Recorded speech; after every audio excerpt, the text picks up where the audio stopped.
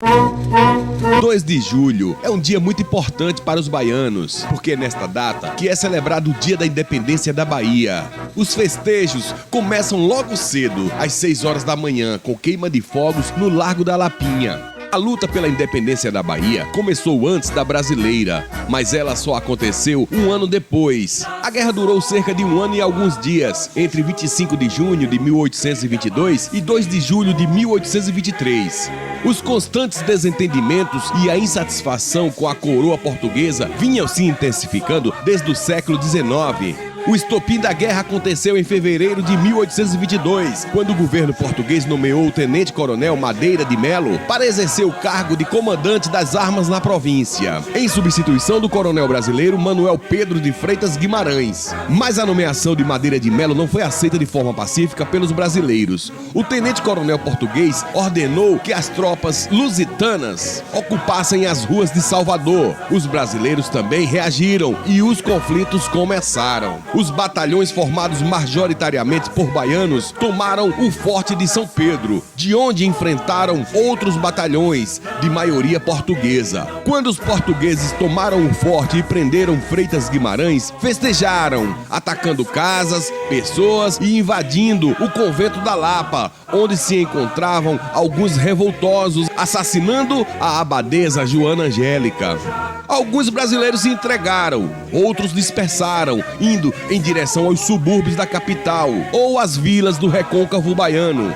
Os fazendeiros municiaram os combatentes, a exemplo do avô do poeta Castro Alves, o major José Antônio da Silva Castro, que formou o Batalhão dos Voluntários do Príncipe, popularmente apelidado de Batalhão dos Periquitos, no qual lutou Maria Quitéria, essa que se alistou no exército para lutar mesmo contra a vontade dos seus pais. Os negros também se organizaram e formaram o Batalhão dos Henriques, com a promessa de que seriam libertados.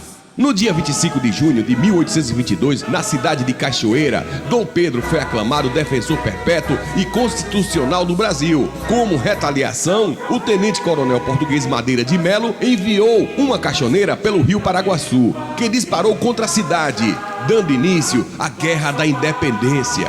Depois de 3 dias de combate, em 28 de junho, os brasileiros conseguiram dominar a embarcação. Aconteceram confrontos no recôncavo baiano e na ilha de Taparica, e, consequentemente, o fortalecimento do exército brasileiro. Dom Pedro enviou o general francês Pierre Labatut para reforçar as tropas brasileiras e fazer um cerco a Salvador.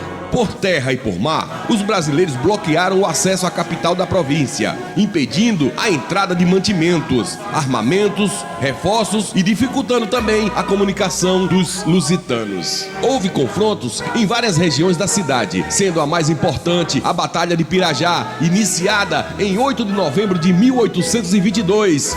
Segundo a história, o desfecho aconteceu de uma forma inusitada. O tenente-coronel das tropas brasileiras, Barros Porto, ordenou que o corneteiro Luiz Lopes desse o toque de recuar. Ele desobedeceu às ordens recebidas e tocou avançar a cavalaria, e em seguida a degola. Com o avanço das tropas brasileiras, os batalhões portugueses recuaram e fugiram. Diante da derrota em Pirajá e a impossibilidade de tomar Itaparica, o tenente-coronel português Madeira de Melo, cada vez mais enfraquecido, viu o custo de vida disparar na cidade. Em junho de 1823, ataques por terra em várias frentes acabaram com uma tomada de postos de defesas dos portugueses, acuando e sem bases de defesa.